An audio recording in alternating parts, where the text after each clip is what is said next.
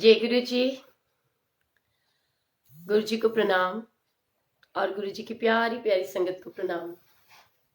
कैसे हैं आप सब लोग? सॉरी, थोड़ा सा लेट हूँ। जय गुरु जी। अलका दीदी, हाउ आर यू?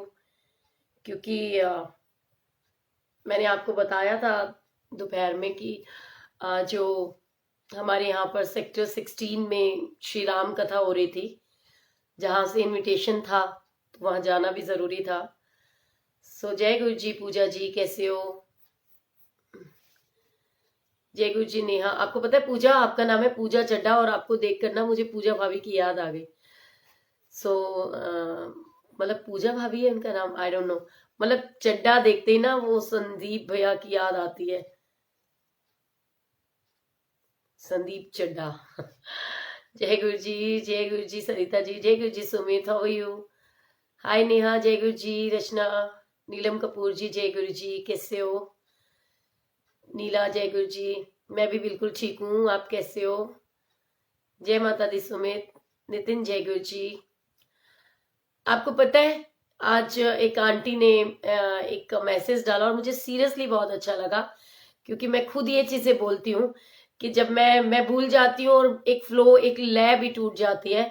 और क्योंकि जब हम सत्संग के लिए जय गुरु जी गौरव बैठते हैं, और आप लोगों को ये लगता है कि मैं आप सबका नाम लूं, और लेकिन अगर मैं नाम लेती हूँ तो वो दूसरी संगत जो सत्संग सुन रही होती है उनका भी फ्लो टूट जाता है, और कहीं ना कहीं मैं भी बहुत कुछ भूल जाती हूँ।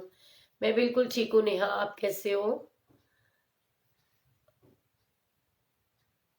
व्हाट्सएप पर मैसेज भी किया है। अच्छा नेहा, आपसे बात हुई थी? आपका फोन मिला रहा था। और सबसे पहले तो मैं अपनी प्यारी सी दीदी, क्या नाम बताया था उन्होंने, प्रोमिला जी से माफी चाहती हूँ, क्योंकि उन्होंने बड़े प्यार से, वो बोले, मैंने बड़े लाड में लिखा था कि हम भी आपके चाहने वाले हैं, कभी हमको भी जय गुरु जी कर लिया करो। और मैंने सोचा कोई फेक आईडी है, एंड मैंने ऐसे क्लिक किया और उनको ब्लॉक कर दिया। तो बोले मैं पूरे एक हफ्ते से ट्राई कर रही हूँ कि मैं आपसे बात करूं, कि मैं कोई फेक नहीं हूँ और मैं आपकी बहन हूँ बड़ी। सो सॉरी दीदी। क्योंकि क्या होता है वो, नो डाउट ऐसी चीजें मैं भी बोलती हूँ, आप सब लोग मेरा परिवार हो, एंड जब मैं बोलती हूँ लव यू ऑल, तो इट मीन्स की लव यू ऑल।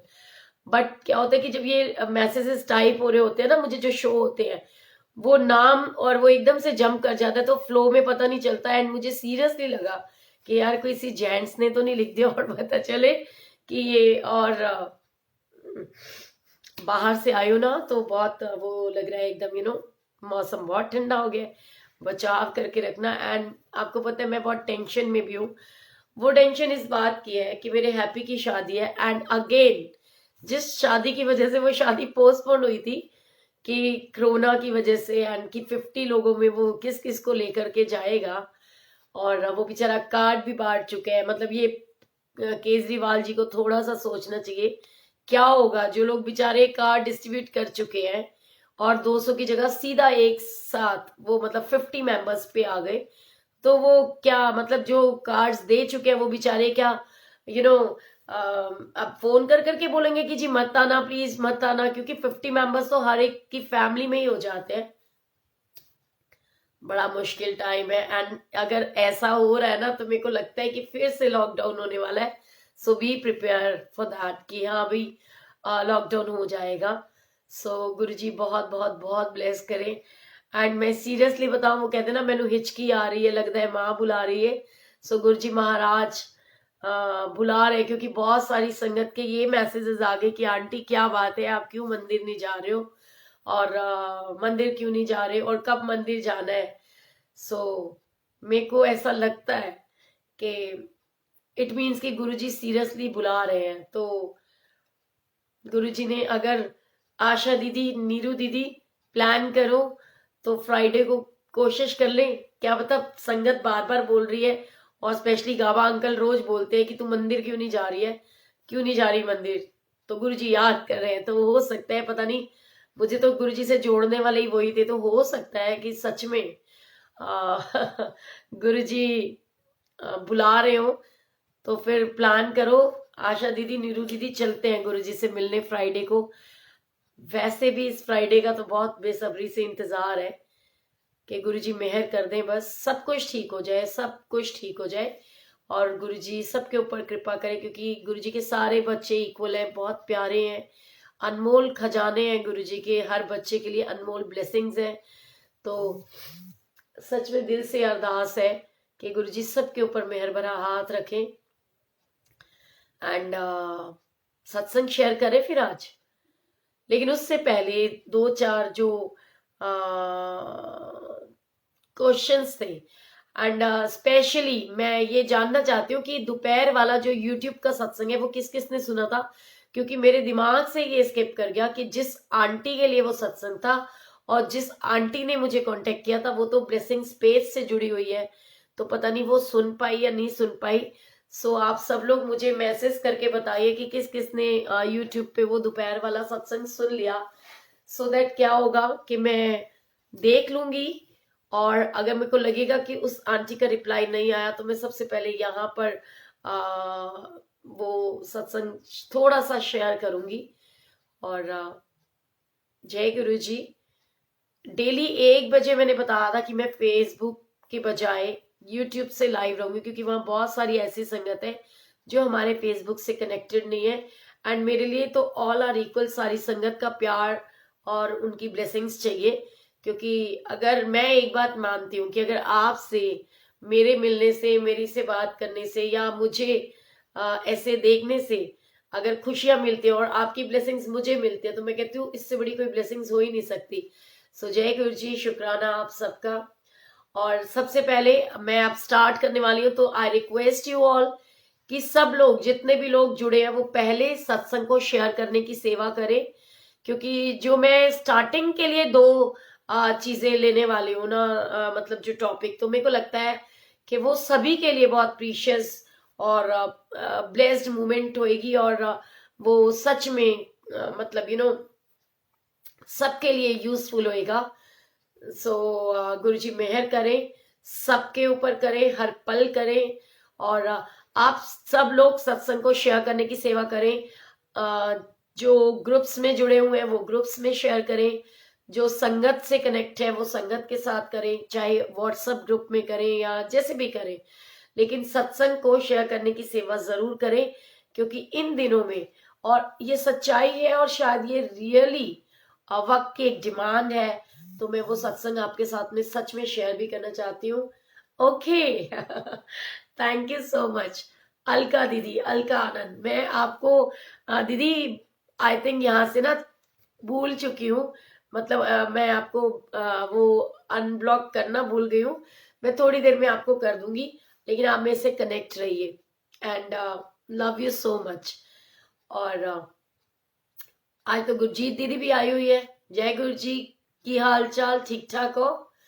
सो चलो स्टार्ट करते हैं गुरु जी की ब्लेसिंग से, कि गुरु जी की ब्लेसिंग्स मेरे सारे भाई बहनों को, भाभीियों को, माओ को, बेटियों को, बेटों को, सबको मिले। जिन जिन का आज बर्थडे है, गुरु जी उनको बहुत ब्लेस करें। Happy birthday to you. नहीं मिल रहा था क्या? नहीं मिल रहा था सत्संग? ओके, तो चलो हम यहाँ पर उस सत्संग की स्टार्टिंग करते हैं कि उसको मेरे को तो बहुत जल्दी ये इन्फेक्शन हो जाता है, ठंड भी बड़ी जल्दी लगती है, मुझे गर्मी भी बहुत सारी लगती है। So Neha, hug you too baby, Guru ji bless you.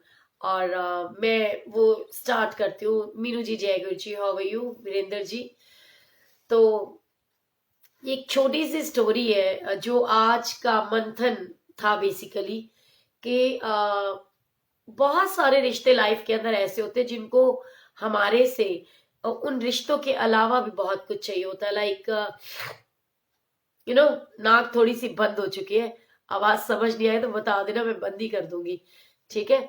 क्योंकि मेरे को तो समझ आ रही है, आपको आ रही है नहीं आ रही पता नहीं। तो होता क्या है कि हम ही लोग होते हैं, मैं हूं, आप हो, तो उसके अंदर कहते कि माँ भी है, बेटा भी है, बेटी भी है, भाई भी है, बहन भी है, सभी रिश्ते हैं, बहुत अनमोल है।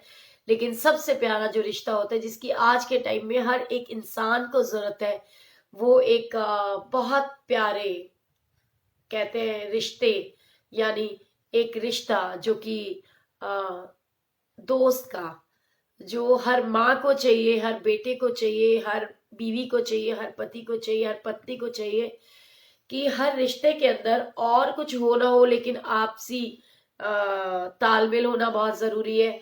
और हर रिश्ते के अंदर हमारे कहते हैं कि दोस्त जरूर छिपा होना चाहिए, क्योंकि हर रिश्ते की बुनियाद ही, जो कहते हैं ना कि प्यार और रिश्तों की बुनियाद विश्वास पर होती है। एंड बहुत सारे लोग ऐसे हैं जिनके विश्वास पर मैं भी खरी नहीं उतर पाती हूँ। My name is Mitin uncle, how sweet. तो मितिन, तुमने ज्वाइन कर लिया Facebook, thank you so much and welcome to our blessings page, blessings family. Blessings परिवार में आपका बहुत बहुत स्वागत है। और ये इस चीज को लेते हुए मैं एक छोटी सी बात शेयर करती हूँ कि एक्चुअली में मैं हूं, आप हो, हर एक इंसान को we all need a friend. और वो जो फ्रेंड है ना, वो आपका पिता भी हो सकता है, आपका भाई भी हो सकता है, आपका दोस्त भी हो सकता है, आपके माता पिता, आपके ओके, थैंक यू दीदी, आपने सुना, मुझे बहुत अच्छा लगा। तो हर रिश्ते के अंदर हम चाहें तो अपने दोस्त को ढूंढ सकते हैं, उसके लिए स्पेशली किसी से फ्रेंडशिप करने की जरूरत नहीं होती है। पर हर रिश्ते में हमारा दोस्त होता है अगर हम दिल से देखें। सो तो मैं आपको बताती हूँ कि एक बार की बात है, एक मेरे जैसी खुराफाती दिमाग की बीवी, जिसके दिमाग के अंदर कुछ ना कुछ ये चीजें चलती रहती हैं। Thank you so much Swati, love you. कि यार पता नहीं मेरा पति मुझे प्यार करता भी है या नहीं, पता नहीं वो मेरे से प्यार करता है कि नहीं। हर एक लेडी को होता है ना। हर माँ को होता है, पता नहीं मेरा बेटा मुझसे प्यार करता है या नहीं, मेरी बेटी मुझसे प्यार करती है या नहीं, या मेरे बच्चे मुझसे प्यार करते हैं या नहीं। बच्चों को लगता है पता नहीं माँ हमसे प्यार करती है नहीं, क्योंकि आज का ट्रेंड हो चुका है कि बिना रोए तो माँ भी बच्चे को दूध नहीं पिलाती। एंड जहां हम दिल से कनेक्टेड होते हैं, उनको देखते ही ना हम इतने इमोशनल हो जाते हैं कि रोना आ जाता है। एंड कल मैं भी अपने एक ऐसे ही अनमोल रिश्ते से मिली जिससे मुझे इतना अटैचमेंट, इतना प्यार है। और पर मिसकम्युनिकेशन की वजह से, कोई गैप की वजह से हम बात नहीं कर पा रहे थे। सो उन बच्चों से मैं मिली जो मेरे लिए बहुत वैल्यूएबल है। लेकिन कहते ना कि कुछ कारण ऐसे होते हैं कि मतलब एक वो स्टोरी भी बनी हुई है भजन की, एक झोली में फूल खिले हैं, एक झोली में कांटे रे, कोई कारण होगा, ये तो प्रभु की कारीगरी है, बांटने वाला बांटे रे, कोई कारण होगा। सो कई बार हमारे अपने पास आकर के भी हमसे दूर हो जाते हैं। कुछ समय का चक्र ऐसा होता है, और जब हम अपने अपनों को अपने पास, अपने करीब पाते हैं, तो कहते हैं कि प्यार उमड़ आता है। So love you Vicky and Neha.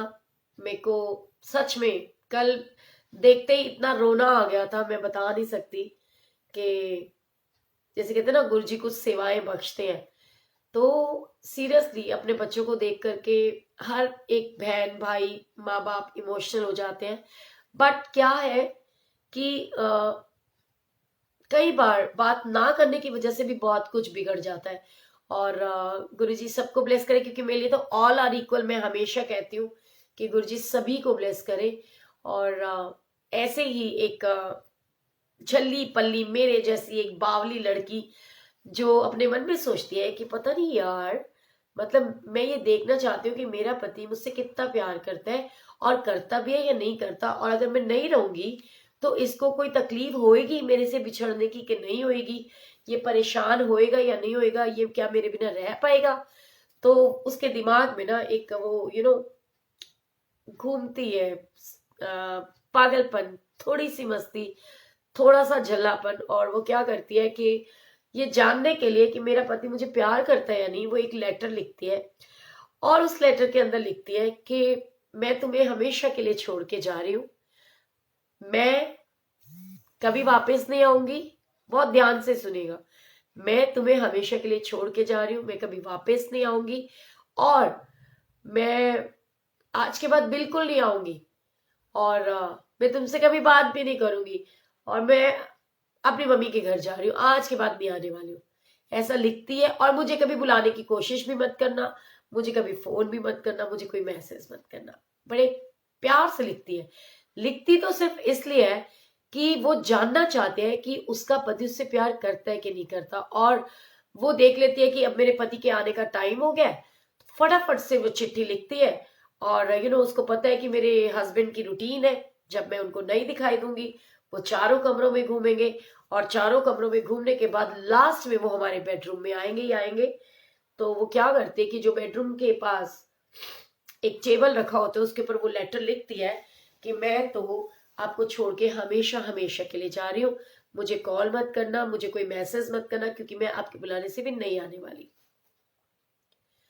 और वो क्या करती है कि वो चीज लिखती है, और लिखने के बाद रखती है कि उसको आहट होती है कि मेरे हस्बैंड आ गए, और अपने बेडरूम के जो बेड है ना, बेड के नीचे फटाफट से छुप जाती है। ठीक है, ओके जतिन। पर यार ये क्या बवाल है, इधर जतिन उधर मितिन है। तो वो जाके बेड के नीचे छुप जाती है। एंड होता क्या है, बेड के नीचे छुपने के बाद वो आराम से फोकस कर रही होती है, देख रही होती है कि अब मेरा पति क्या रिएक्शन देगा। वो देखती है पति एंटर होता है घर के अंदर, और वो सारे कमरों में आवाजें लगा रहा होता है कि तुम कहाँ हो, सुनो तुम कहाँ हो, कुछ बोलती क्यों नहीं, घर में हो भी या नहीं हो। सो इस तरीके से वो कॉन्टिन्यूस बोलते रहते हैं। और भाई याद मत करो प्लीज, इस समय हिचकी आ रही है। तो क्या होता है कि वो ये चीजें जान करके सुनने के बाद आवाजें लगाती रहती है। और वो उसकी आवाजें लगाने के बाद भी उसकी वाइफ का कोई रिप्लाई नहीं आता। तो वो लास्ट में उसको अपने बेडरूम में देखने जाता है कि क्या मेरी वाइफ कहीं सो तो नहीं रही है। भाई ऐसा तो कभी नहीं होता कि मेरे आने से पहले सो जाए या वो रेस्ट करने चली जाए, वो तो मेरा वेलकम करती है, लेकिन ऐसा क्यों हो रहा है कि वो तो आवाज भी नहीं सुन रही है, तो कहीं सो तो नहीं गई। बेडरूम में जाता है, और उसको वो चिट्ठी लिखी हुई मिलती है, और वो उस चिट्ठी को पढ़ता है, जिसके अंदर लिखा था कि मुझे कभी फोन मत करना, मैं हमेशा के लिए जा रही हूँ, मैं कभी वापस नहीं आऊंगी, मैं तुम्हारे फोन करने से भी नहीं आने वाली हूँ, और कभी भी नहीं आने वाली हूँ, इतना समझ लेना बस। कहती है उसके अंदर बहुत लाड भी होता है, प्यार भी होता है, और एक चिलबुलापन भी होता है। सो वो लिख करके जैसे ही बेड के नीचे चली जाती है, तो वो देखती है कि पति क्या रिएक्शन देता है, क्योंकि वो उसने ये सब चीजें की इसलिए थी कि पति रिएक्शन क्या देता है। तो पति क्या रिएक्शन देता है आपको पता है?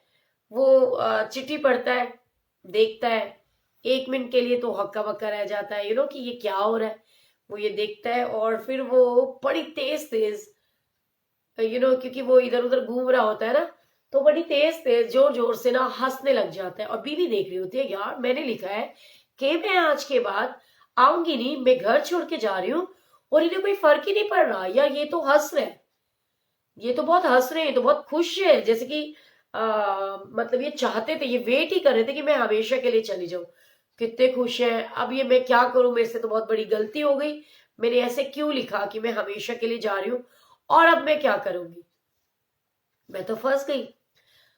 पति सारा पढ़ता है, और उसके बाद में उस लेटर को रखता है एक कोने में, और फोन मिलाता है अपने फोन से, और वो क्या कहता है, अरे यार मजा आ गया, आज तो दिल खुश हो गया। ठहाके लगा करके वो हंसने लगता है, और वो क्या कहता है कि अरे मैं क्या बताऊं, मैं इतना दुखी था उससे, मेरी जिंदगी खराब हो रखी थी, और अच्छा हुआ अपने आप ही छोड़ के चलेगी, मेरी जान छूट गई, मैं एकदम रिलैक्स हो गया, और अब मुझे कोई डर नहीं है, मैं बिल्कुल फ्री हूँ, टोटल 100% फ्री हूँ, मुझे कोई रोक टोक नहीं है, मुझे कोई चिंता नहीं है। अब तो एक काम कर, मुझे पार्क में आके मिल, मैं वहां आ रहा हूं। पत्नी जो थी बिल्कुल मायूस हो जाती है कि यार ये क्या कर लिया मैंने, मैंने तो अपनी लाइफ अपने हाथों से खराब कर ली, ये क्या हो गया है। मतलब बहुत दुखी होती है। वो कहती है चल जान छूटी, मतलब पति की वो बातें सुनती है ना कि अच्छा जान छूटी, मैं तो दुखी था उससे, शुक्र है अपने आप ही छोड़ के चली गई, मुझे उसे निकालना नहीं पड़ा, मुझे उसे कुछ कहना नहीं पड़ा। और फिर फोन मिलाता है अपने फोन से, और कहता है कि तू, मैं बिल्कुल 100% फ्री हो गया हूँ, कोई रोक टोक नहीं है, जंजाल नहीं है, बिल्कुल फ्री, पूरे घर पे मेरा राज है, एकदम मस्ती होगी, ये होगा वो होगा। और फोन पे कहता है कि अब फटाफट एक काम कर, रेडी हो और पार्क में आ जा। बीवी सुन रही होती है, होपलेस हो जाती है, दिल दुख जाता है बिल्कुल। तो लेकिन ना उसको ये चीज याद रहती है कि मेरे लेटर के ऊपर मेरे पति ने भी कुछ लिखा था और क्रश करके फेंक दिया था। तो वो देखना चाहती है कि अब इस लेटर में क्या था। पति जो है वो उस चिट्ठी के ऊपर लिखता है सारी चीजें, और लिखने के बाद क्रश करता है, उसको फेंकता है रोड पे, और वो टप टप करता बाहर निकल जाता है अपने जूते पटकता हुआ। अब बीवी क्या करती है, वो फटाफट से पति के बाहर जाते निकलती है, और निकलने के बाद वो उस लेटर को खोलती है कि मेरे पति ने इस पे कुछ लिखा था, मैं देखूं तो सही आखिर उसने लिखा क्या था। और जब वो पढ़ती है तो पढ़ते पढ़ते बड़े प्यार से मायूस होकर के वो लेटर पढ़ रही होती है, और पढ़ते पढ़ते एकदम शॉक्ड हो जाती है। आप जानना चाहोगे कि उस लेटर में क्या लिखा था? कौन कौन जानना चाहता है? चलो मुझे बताओ, कौन कौन जानना चाहता है? उस लेटर के अंदर लिखा था कि मैं हंसा इसलिए था कि मेरी बीवी, तुझे तो छुपना भी नहीं आता, कम से कम ये तो देख लेती कि तेरे पांव दिख रहे हैं बेड के नीचे से। तो वो ठहाके लगा करके बीवी भी हंसती है जो मायूस होती है, और वो ये कहती है कि वाह क्या बात है। और उसमें लिखा होता है कि चल अब जल्दी से नौटंकी बंद कर, बाहर निकल, और मैं तेरे लिए तेरी फेवरेट टिक्की, और क्योंकि उसने लिखा हुआ था कि तुम्हें तुम्हें तो मेरी फीलिंग्स का ध्यान ही नहीं रहता, तुम मुझे कहीं घुमाने नहीं ले जाते, तुम मुझे मूवी दिखाने नहीं ले जाते। हर पति पत्नी की ये शिकायतें होती हैं एक दूसरे से, तुम मुझे मूवी दिखाने नहीं ले जाते, तुम मुझे डिनर पे नहीं ले जाते, तुम मुझे घुमाने नहीं ले जाते। वो तामझाम उसने तो लिख दिया। एंड उसके बाद ये चीज हुई उसके साथ। तो वो पढ़ती है कि उसने लिखा होता है कि फटाफट से बाहर आ जा मेरी बीवी, तेरे को तो छुपना भी ठीक से नहीं आता, तेरे पाँव बिल्कुल आराम से दिखाई दे रहे हैं कि तू बेड के नीचे छुपी है, अब नौटंकी बंद कर, बाहर आ, और फटाफट से चाय बना, तू चाय बना, और मैं इतनी देर में तेरी फेवरेट टिक्की और समोसे लेके आ रहा हूँ। सो कहते हैं ना कि प्यार तो हर रिश्ते की बुनियाद है। और अगर आपका रिश्ता, मतलब ये तो हो सकता है कि स्टार्टिंग में कोई फीलिंग्स ना हो, बट ये रिश्ता इतना अनमोल, इतना पवित्र, इतना पाक होता है कि जितनी मर्जी आपकी ट्यूनिंग बेकार हो, आपकी सोच ना मिलती हो, बट धीरे धीरे टाइम रहते रहते एडजस्टमेंट्स अपने आप होती है। गुरु जी की ब्लेसिंग सबको मिलती है, और ऐसे ही उनको मिली। कहते ना कि यू नो जान बची तो लाखों पाए, एंड लौट के बुद्धू घर को आए। सो सुबह का भूला अगर शाम को वापस आ जाए तो उसे भूला नहीं कहते। तो ऐसे ही वो हस्बैंड वाइफ का रिलेशन होता है, उसके अंदर कहते हैं लड़न रात आए पर बिछड़न रात ना आए, ये भाव लेकर के आइए। एंड हर माँ ये चाहती है कि उसके बच्चे हंसते खेलते मुस्कुराते रहे। और मतलब माँ जो होती है, मेरा ये मानना है कि माँ एक रिश्ता नहीं है, माँ एक एहसास है, माँ एक प्यार, एक फीलिंग है। वो एहसास ना आपको आपकी बेटी के अंदर भी मिल सकता है जब वो आपकी केयर करती है। वो माँ का एहसास वो आपको अपनी गर्लफ्रेंड के अंदर भी मिल सकता है जब वो आपकी केयर करती है। माँ का एहसास मासी से, मामी से, बुआ से, सबसे मिल सकता है। जी मेहर करे सबको, अकल दे, और दिमाग के अंदर यहाँ ठंडक दे, टेंशन ना हो, मुस्कुराते रहो, हंसते रहो, खिलखिलाते रहो। क्योंकि मैं हमेशा से कहती हूँ कि आज का टाइम एक ऐसा टाइम है कि जब बिना रोए तो माँ भी बच्चे को दूध नहीं पिलाती। तो आई रिक्वेस्ट यू ऑल कि एक दूसरे को समझो, एक दूसरे से प्यार करो, एक दूसरे के साथ फीलिंग्स शेयर करो। Oh thank you so much, love you मेरा बच्चा गौरव। आज तो मेरे बेटे ने कॉम्प्लीमेंट दिया है तो मैं तो खिल के गुलाब हो गई हूँ कि मेरा बेटा कह रहा है माँ आप बहुत सुंदर लग रहे हो। थैंक यू, चलो शुक्र है इतने दिन बाद एक अच्छा सा कमेंट तो किया, नाराजगी दूर हो गई। ये माँ झल्ली है और निकम्मी भी है। निकम्मी इसलिए है क्योंकि भूलक्कड़ है, तो मैं होप करती हूँ आज इस कमेंट के बाद मेरे बेटे ने मेरे को माफ कर दिया होगा और फ्राइडे को मेरे साथ मंदिर चलेगा, गुरुजी के बड़े मंदिर। आज मैं तुझे मंदिर ले जाने वाली थी, बहुत मन था तुझे फोन करूं, पर फिर मैंने कहा नहीं यार फ्राइडे को चलेंगे, तो तैयार हो जा, हम फ्राइडे को मंदिर चल रहे हैं गौरव, तू और मैं। एंड गौरव एक चीज देख कि क्या होएगा, हैप्पी की शादी, मतलब शादी ना हो गई, पता नहीं क्या हो गया, इतनी एक्साइटमेंट थी हैप्पी को, 50 बंदों की वजह से शादी पोस्टपोन की थी, और शादी की डेट जब आ गई है कि 23 को सगन है, 27 को शादी है, तो फिर से लॉकडाउन होने वाला है। और जो बंदे 200 के हुए थे 200 से फिर 50 पे हो गए। और मैं तो हैप्पी तुझसे पूछना चाहती हूँ, तू कहाँ है, कि भाई अब भी बता दे कि अब भी तेरी माँ ने आना है शादी पे, नहीं आप तीनों फंक्शन अटेंड करोगे, आप वहीं रुकोगे, आप मेरी हल्दी भी अटेंड करोगे, आप गाना भी अटेंड करोगे।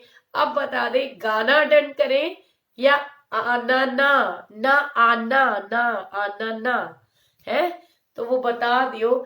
अनीता मेरे को बता दियो क्या प्लानिंग्स है। तो गौरव चलना है वृंदावन परसों मेरे साथ, चलते हैं। और गुरुजी की सीरियसली ब्लेसिंग्स है। और एक मेरे को बहुत प्यारी सी एक छोटी सी बात जो मेरे दिल की बात है, मैं सीरियसली शेयर करना चाहती हूँ अपने भाई बहनों के साथ। और एक प्रसंग भी वो कहते कि जो इंसान जैसा सोचता है उसको वैसा ही एटमोसफेयर मिलता है, और जिसके मन में जो भाव होता है उसको वही चीजें उबर उबर के मिलते हैं। मैं जहां भी जाती हूँ ना मेरे मन में पता ये थॉट्स रहते हैं। एंड मेरे को मधु दीदी की याद आती है बड़ी, मधु भोपली अब तो हमारी का जयपुर में शिफ्ट हो गई है, तो मेरे को ना उसकी बात याद आती है, मुझे हंसती है और वो मुझे कहती है कि सोनिया मेरे को ना बड़ी खुशी होती है तेरे को देख के कि यार तू शब्द बानी सुनती नहीं है, बहुत ध्यान से सुनती है, कि तेरे को याद रहता है कि कौन सी व्याख्या में क्या था। सो सीरियसली ऐसे ही ना जहां जाते हैं ना तो वहां मन में भाव होता है कि कुछ अच्छा और कुछ नया सीखने को मिले। सो गुरुजी सबको ब्लेस करे। और आज ही मैंने रामायण में एक प्रसंग पढ़ा और मुझे लगता है कि गुरुजी भी कितने समझदार है कि उनको पता होता है कि इसके पास में ये जो इतनी सारी क्वेरीज है, इसमें इतने सारे क्वेश्चंस हैं, तो कौन सी चीजें उनके बच्चों के लिए हेल्पफुल है, वो वही चीजें दिखाते हैं और सुना देते हैं मुझे कि तू यही चीज शेयर कर, अपने आप गाइड कर देते हैं। हर समय के सत्संग से पहले गुरुजी कुछ ना कुछ माइंड के अंदर सेटअप बनाते हुए कि ये चीज कहनी है तो वो बताते हैं। और ऐसे ही बताना चाहती हूँ कि आज मैंने एक प्रसंग सुना रामायण का, और वो बहुत ठीक था और वो सच्चाई भी है। आपके मेरे हर एक के घर की कहानी है, बेसिकली नारी जाति की कहानी है। और सच्चाई है, बुरा मत मानना, पर औरतें होती है ऐसी है कि वो बड़ी लालची टाइप की होती है। बहुत कुछ होते हैं उनके पास, फिर भी उनका ध्यान ना वो टिकता नहीं है। उसको ये लगता है ये भी मेरा, वो भी मेरा, ये भी मुझे मिल जाए, वो भी मुझे मिल जाए। I am also the one of them के ये भाव होता है। तो उन्होंने प्रसंग लिया और उन्होंने बताया कि लालच इतनी बुरी बला है कि इंसान के पास कितना भी हो जाए पर उसकी जो वो कहते हैं संतुष्टि नहीं होती। और जैसे मैं हमेशा से एक शब्द बानी है उसमें भी बोलती आई हूँ, गुरुजी मेहर करो, कि पावे तन दुनिया दा कट्ठा कर ले, भुख तेरी नहीं मिटनी। तो उन्होंने सीता माता को लेकर के आज की नारी के ऊपर प्रसंग सुनाया, और उन्होंने ये बताया कि आज की नारियां ही ऐसी नहीं है, पहले मतलब जो भूतकाल में भी ऐसी होती थी, औरतों को भगवान ने बनाया ही ऐसा है। सीता माता कनक भवन में रहती थी। कनक भवन मतलब उनका तो भवन वैसे ही सोने का था जिसमें वो रहती थी। महाराजा जनक की पुत्री थी और राजा दशरथ की बहू भी बनी, ठीक है।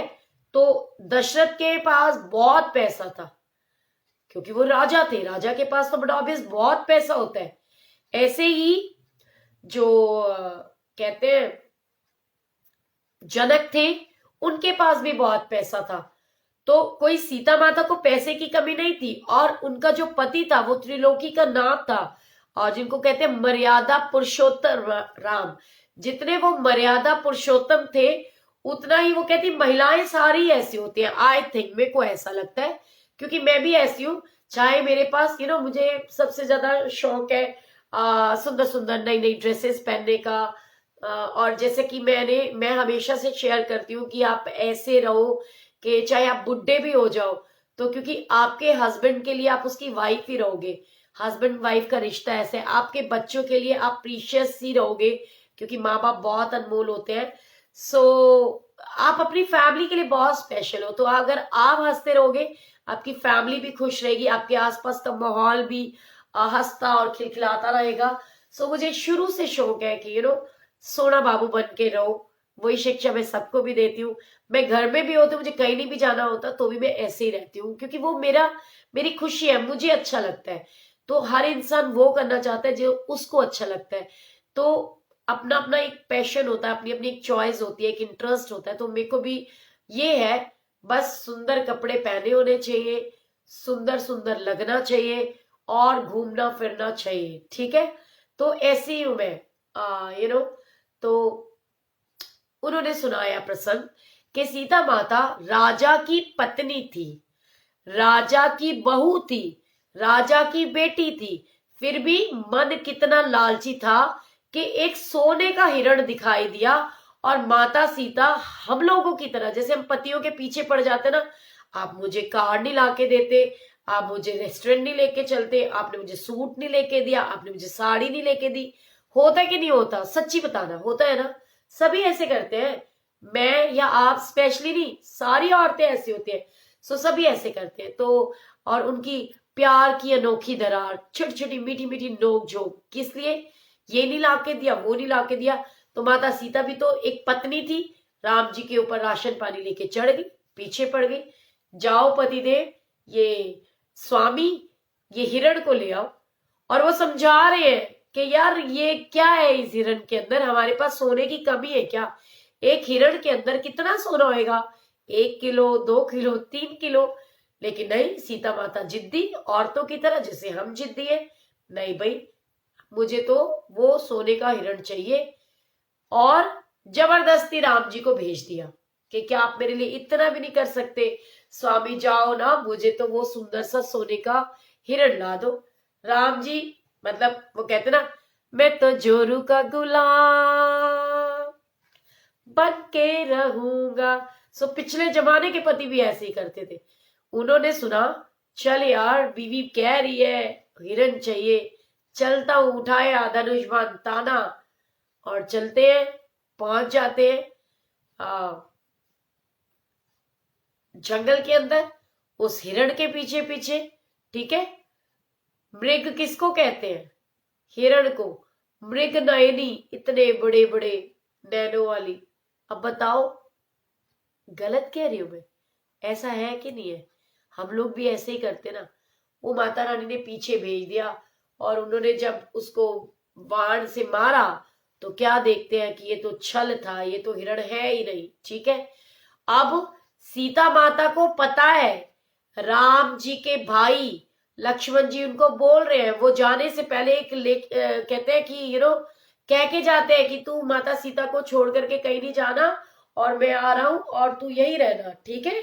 वो बोल रहे हैं और सीता को भी बोल रहे हैं, घर से कदम बाहर मत निकालना, क्योंकि वो मर्यादा पुरुषोत्तम भी है, वो स्वयं भगवान है, वो राम है, तो होता क्या है, पर औरतों के अंदर ना जिद होती है, जिद कि नहीं यार, मुझे तो मतलब जो चीज मुंह से निकल गई अब वो चाहिए ही चाहिए, चाहे बाय हुक और बाय क्रुक। अब वो लक्ष्मण के पीछे पड़ जाती है। एकदम से आवाज आती है, जब वो बाण चलता है तो वो व्यक्ति जो कि हिरण बन के आया था, वो एक असुर, वो मर जाता है और उसके चिल्लाने की आवाज आती है और सीता बेचैन हो जाती है और लक्ष्मण को बोलती है कि तुम जाओ और अपने भाई को लेकर आओ, उनकी मदद करो, वो जरूर परेशान है, किसी परेशानी के अंदर है। वो कहता है कि वो पूरी सृष्टि के मालिक है और उनको सब पता है, उनके ऊपर काल भी निर्धारित है, और आप कह रहे हो कि उनको प्रॉब्लम है, ऐसा नहीं हो सकता। बट वो ऐसे कटु शब्द बोलती है, इतना कुछ बोलती है, क्योंकि औरतों का तो काम है ना, औरतें ऐसी ही होती है, पहले के जमाने में भी ऐसी थी, आज भी, और आने वाले जमाने में तो और सिर पे तांडव करने वाली आएंगी। सो वो उनको बोलती है और वो मानते नहीं है, बड़ा समझाते हैं, नहीं मानती, नहीं मानती माता सीता। तो लक्ष्मण जी एक लक्ष्मण रेखा खींचते हैं और कहते हैं कि बाहर मत निकलना, चाहे कोई भी आ जाए, आपको इस लक्ष्मण रेखा को पार नहीं करना। लेकिन रावण आता है। अब ये जो चीजें बनी है, वो बहुत अच्छी एक व्याख्या, अगर हम दिमाग लगाएं, एक्चुअली में रावण क्या है? रावण हमारा मोह है, क्रोध है, लालच है, ईगो है, और गुस्सा है। गुस्सा खर चंडाल होता है। उन्होंने ऐसी ऐसी बातें बोली कि वो क्या करे, वो बेचारा तो जाएगा ही जाएगा। उसको ऐसी बातें माता ने कटु शब्द बोले और वो लक्ष्मण रेखा खींचता है और वो जाता है।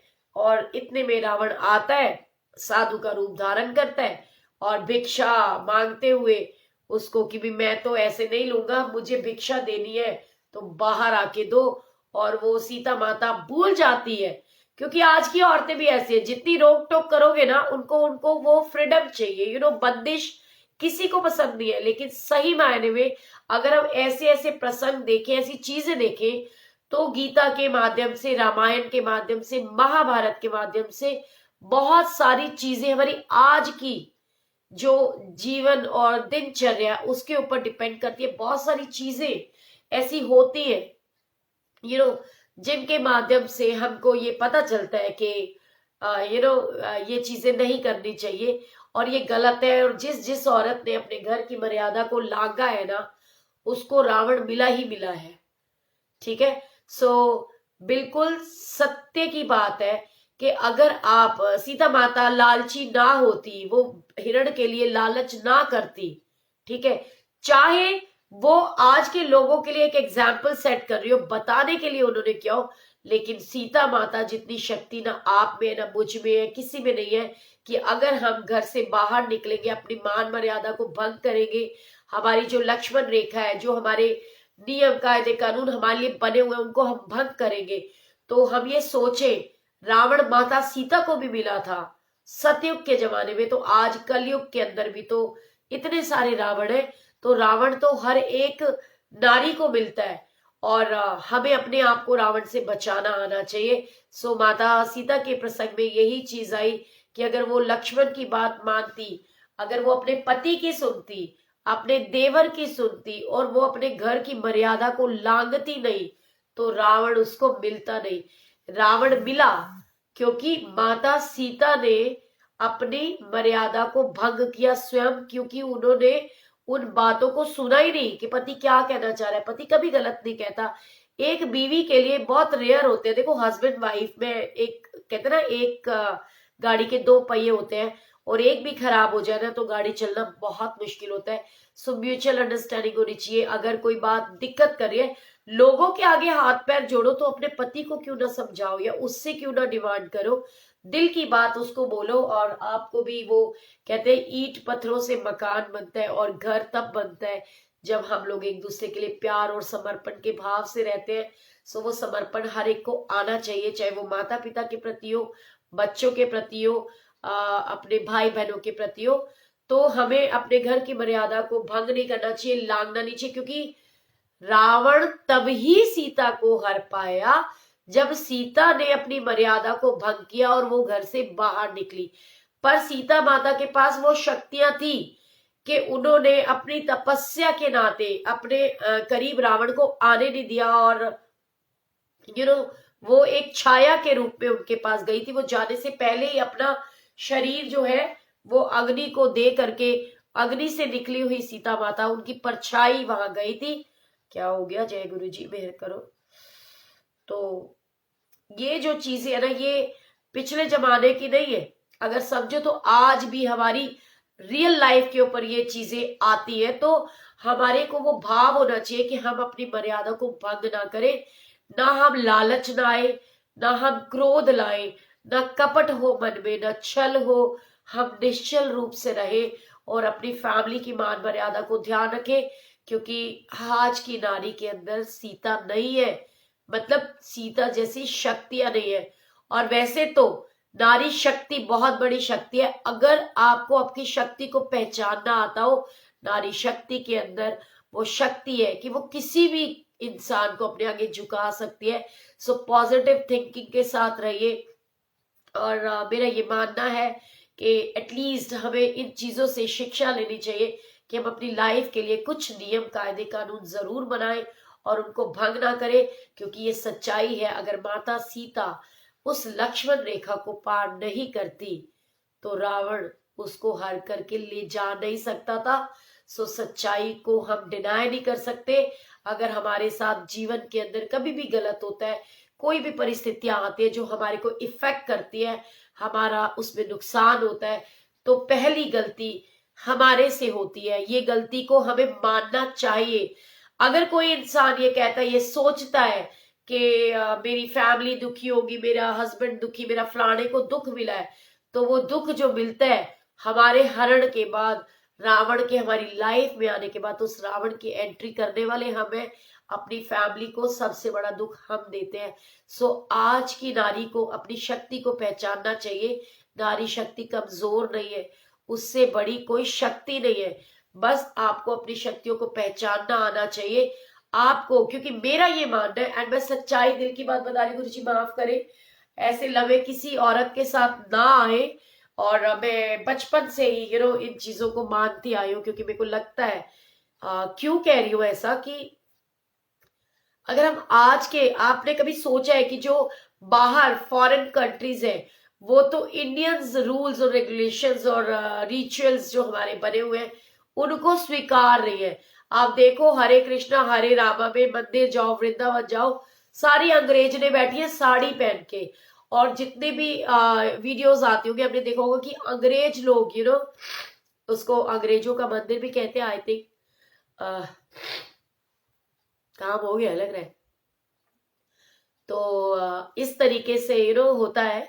तो वो लोग तो हमारे कल्चर को अपना रहे हैं कि लाइक लहंगास पहनते हैं, सूट पहनते हैं, साड़ीज पहनते हैं, और हम क्या करते हैं, बिल्कुल वेस्टर्न में जा रहे हैं, छोटे छोटे शॉर्ट्स पहनते हैं। इनफैक्ट मेरी बच्ची भी पहनती है, मैंने भी उसको अलाउ किया है। वो अलाउ पता क्यों किया है? वो होना चाहिए कि बच्चे को किसी भी चीज का फोबिया ना रहे। आज का present scenario is totally change. आजकल के लड़के ऐसे हो चुके हैं कि उनको वैसे बता रही हूँ, हर तरह का बच्चा है। आजकल के कुछ लड़के तो ऐसे हैं जिनको लड़कियां चाहिए, वाइफ चाहिए बहुत मॉडर्न। और पहले के जमाने में क्या होता था, गर्लफ्रेंड तो चाहिए होती थी मॉडर्न, बीवियां चाहिए होती थी घरेलू सिंपल। लेकिन आजकल आधे से ज्यादा शादियां इसलिए खराब हो रही है क्योंकि कई लड़कियां जो बीच का टाइम आया था, वो मॉडर्न नहीं होती थी, तो उनको लगता था यार ये तो मेरे लायक नहीं है, मेरे स्टैंडर्ड के हिसाब से नहीं है। बट हर एक इंसान के अंदर चेंजेस किए जा सकते हैं, आप में, मुझ में, सब में। तो अपनी मर्यादा को उल्लंघन हमें नहीं करना चाहिए, हमें वैसे कपड़े पहनने नहीं चाहिए। क्योंकि मैं एक दिल की बात बता रही हूँ, कुछ लोग आंखों से ही, मैं उस शब्द का नाम नहीं लूंगी, किसी की जिंदगी में वो शब्द ना आए, कि एक औरत की मर्यादा को भंग कर लेते हैं। हाथ लगाना तो बात की बात होती है, आप किसी के सामने चले जाओ, वो मतलब कई लोगों को देखा है मैंने कि वो इस तरीके से आपको घूरेंगे, देखेंगे कि आपकी मर्यादा को वो अपनी नजरों के अंदर सब कुछ खिलवाड़ कर देंगे। तो ये चीजें ना हमारे अंदर होती है, और हमें अपने आप को बचा के रखना है। अपनी इस नारी शक्ति को पहचानना है कि नारी, आज की नारी अबला नहीं है, वो बहुत शक्तिशाली है। लेकिन ये मैं एक चीज और मानती हूँ और कहना चाहती हूँ, क्योंकि ये बहुत दुखद है, और मैं देख रही हूँ कि ये जो वुमेन सेल है, मतलब मैं एक छोटे छोटे दो एग्जाम्पल दूंगी कि जो वुमेन सेल है वो बनाया गया था उन औरतों के लिए जो बहुत मासूम थी, भली थी, भोली भाली थी, कि जिनके ऊपर टॉर्चर किया जाता था। बट उनको तो इसका मतलब ही समझ नहीं आया, वो यूटिलाइज नहीं कर पाई। लेकिन आज के टाइम में, मेरा ये खुद का मानना है, एक्सपीरियंस है, और देखा है मैंने कि आज के टाइम में 90% लड़कियां करप्ट होती हैं, वो तेज होती हैं। लड़के आजकल के सीधे हैं, उल्टा लड़कियां तेज है। माँ बाप ये सोचते थे कि मेरी लड़की भोली भाली ना हो, कि उसको कोई टॉर्चर ना करे, उसको तेज बनाओ। पर वो तेज बनाते बनाते इतनी तेज हो चुकी है कि बहुत ही रेयर घर में ऐसी लड़कियां हैं कि जो अपने घर को बनाना या निभाना जानती हैं। तो ये जो चीजें हैं, ये कल्चर है कि हम ये सोचते हैं बीवी तो संस्कारी आए, बहू तो संस्कारी आए, पर बेटी जाकर के तांडव रचाए।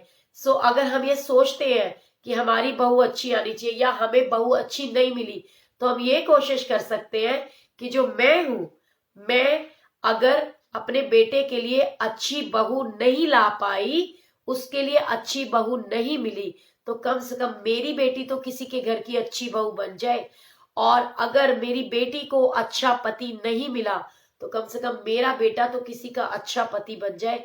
अगर ये भावना के साथ हर माँ अपने बच्चों को पाले कि मेरी बेटी एक संस्कारी बहू बने, मेरी बेटी एक अच्छी पत्नी बने, मेरी बेटी एक अच्छी माँ बने, और हर माँ ये सोचे कि मेरा बेटा एक अच्छा पति, एक अच्छा दामाद बने, एक अच्छा पिता बने, तो शायद मेरे को लगता है ये जो डाइवोर्स आजकल हो रहे हैं वो होंगे ही नहीं। क्योंकि ये सच्चाई है कि आजकल के बच्चे एक दूसरे को समझ नहीं पाते, कॉपरेट नहीं कर पाते। और दिल की बात बता रही हूँ कि वो कहते कि उनको लगता है कि क्या है, शादी दूसरी हो जाएगी, तीसरी हो जाएगी। लेकिन ये मजाक नहीं है, ये रिश्ते बहुत अनमोल होते हैं, ये रिश्ते इतने पाकशाक होते हैं, इनको खराब नहीं करना चाहिए। और मैं एक मैसेज आज सच्चे दिल से आपको देना चाहती हूँ, जो मैंने रियलाइज किया और जो मैंने देखा, और जो मैं अक्सर अपने कई भाई बहनों को वो मैसेज दे चुकी हूँ और मैं देती हूँ, क्योंकि मैं भी ऐसा महसूस करती हूँ। मैं ये सोचती हूँ कि अगर आपकी बीवी से कुछ गलती हो जाए जो कि आपको लगे कि माफ करने लायक नहीं है, तो अपनी बीवी के अंदर अपनी बेटी को देखिए, अपनी बहन को देखिए। अगर आप अपनी बीवी के अंदर अपनी बिटिया को देखोगे ना, बी से बीवी और बी से बिटिया, जब अगर आप बी से बहन, कभी सोचा है ये सारी चीजें कैसी है? बा से बीवी, बा से बहन और बा से ही बेटी। ठीक है, सो बहुत अनमोल एक चीज है कि अगर हम ये सोचें कि मेरी बीवी से गलती हो गई है, तो बजाय उसको डाइवोर्स देने के, जैसे हम एक माँ या एक भाई या एक पिता अपनी बेटी को संस्कार देना चाहता है, वो भी अगर देना चाहे, तो अगर वैसे ही उनकी गलतियों पे अगर हम अपनी बेटी को माफ कर सकते हैं, अपनी बहन को माफ कर सकते हैं, तो अपनी बीवी को क्यों नहीं कर सकते? जिस समय आपके मन में ये भाव आए कि मेरी बीवी से गलती हो गई है, आप इस बात को समझो कि आप अपनी बीवी के अंदर अपनी बहन को देखो, अपनी बेटी को देखो। कि आप ये सोचो कि मेरी बीवी से ये गलती हुई है, मैं इसको डाइवोर्स देना चाहता हूं, क्या अगर मेरी बहन से ये गलती हो और उसका पति डाइवोर्स देके आपके घर भेज दे, तो आप उसको देख करके तिल तिल नहीं भरोगे, आप नहीं रोगे, आपको दुख नहीं मिलेगा? तो ये मैसेज ज्यादा से ज्यादा स्प्रेड करो और आगे अपने आसपास के लोगों को समझाओ कि डाइवोर्स जो है वो किसी प्रॉब्लम का हल नहीं है।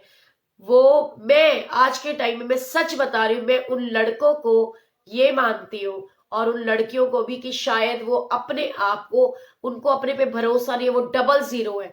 जैसे कहते हैं ना कि वो जिंदगी में कामयाबी हासिल कर ही नहीं सकते जो अपनी बीवियों को कंट्रोल नहीं कर सकते और जो अपने पति को कंट्रोल नहीं कर सकते। क्योंकि प्यार और समर्पण से रिश्ता बनता है, सिर्फ पैसे के लिए या अदर इन्वायरमेंट्स के लिए वो रिश्ते नहीं है। सो अपनी बीवी की गलती के अंदर, अपनी बीवी के अंदर अपनी बेटी को देखिए, तो आप डाइवोर्स नहीं दे पाओगे। और जो बहनें तड़पती है ना कि मेरी भाभी ने तो मेरे भाई को छोड़ दिया या वो छोड़ के चली गई है, वो तड़प रही है। अगर उनके पति ने भी कुछ गलत किया है, तो अगर उसके अंदर वो एक पल के लिए सोचे कि ये मेरा बेटा होता और मेरी बहू इसको छोड़ करके चली जाती, तो क्या मेरे दिल पे गुजरती, हमारा घर खराब हो जाता, मेरे पोता पोती रुल जाते।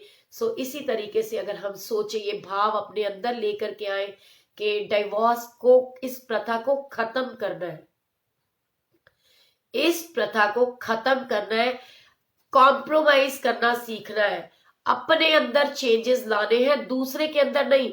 आपका पति समर्पण के साथ आपके साथ नहीं है, आप उसको पूर्ण समर्पण दो। क्योंकि अगर आप रिश्ते को बनाना चाहोगे, उसका एक सिंपल फंडा है, कहते ना, एक ने कही दूसरे ने मानी, कहो नानक दोनों ब्रह्म ज्ञानी। यदि ये भाव रखे कि अगर पति चिल्ला रहा है तो बीवी शांत हो जाए, बीवी चिल्ला रही है तो पति शांत हो जाए, अगर ये भाव आ जाएगा, तो शायद ये डाइवोर्स की नौबत नहीं आएगी। और ये बिल्कुल सच्चाई है। किसी को मेरी बात बुरी लगी हो तो मैं हाथ जोड़ के माफी जरूर मांगती हूँ, but as a sister, as a mother, as a daughter मेरा ये सच्चा भाव है कि अपनी बेटियों के अंदर आप ये सोचो कि वो किसी की बहू है, वो संस्कार लाओ और अपनी बहुओं के अंदर देखो कि ये जैसे मेरी बेटी है वैसे बेटी है, तो उनको समर्पण का भाव देते हुए और उनके अंदर वो फीलिंग्स लेकर के आओ कि उनको माफ करना सीखो।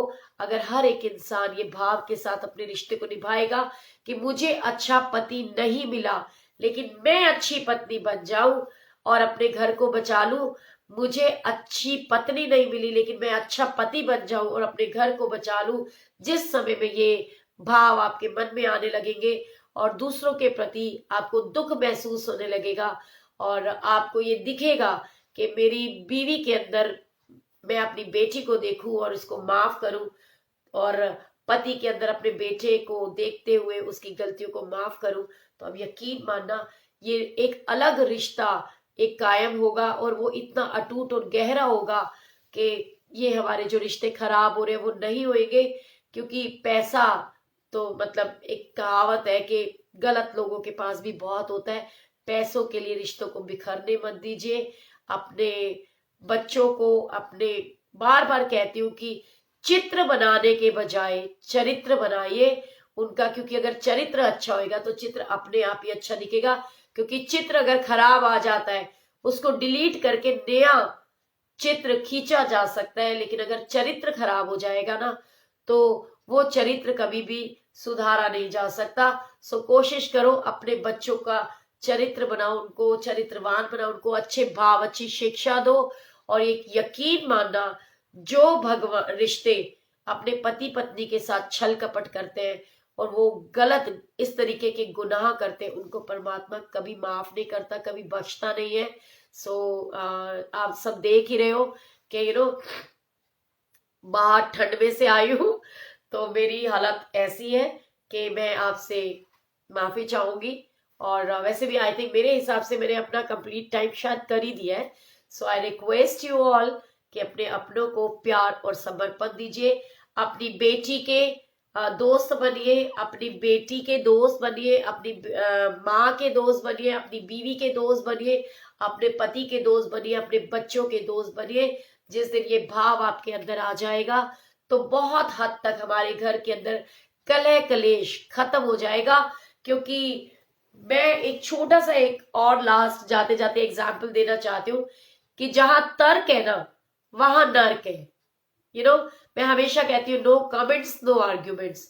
तर्क वितर्क करना ही नहीं है। अगर हम अपने अंदर ये भाव लेके आए कि हमें तर्क वितर्क में नहीं पड़ना, कि जहां तर्क है वहां नर्क है और जहां पे समर्पण है वहां पर आनंद ही आनंद है, प्यार ही प्यार है। सो एक दूसरे के साथ पॉजिटिविटी स्प्रेड कीजिए, स्माइल दीजिए, स्माइल लीजिए, रिश्तों को खुशियों के साथ जिंदगी को जीना है, जिंदगी को प्यार से जिंदगी को जीना है और उसको काटना नहीं है। जिस दिन ये भाव अपने अंदर ले आओगे गुरु जी की बेअंत ब्लेसिंग्स मिलेगी।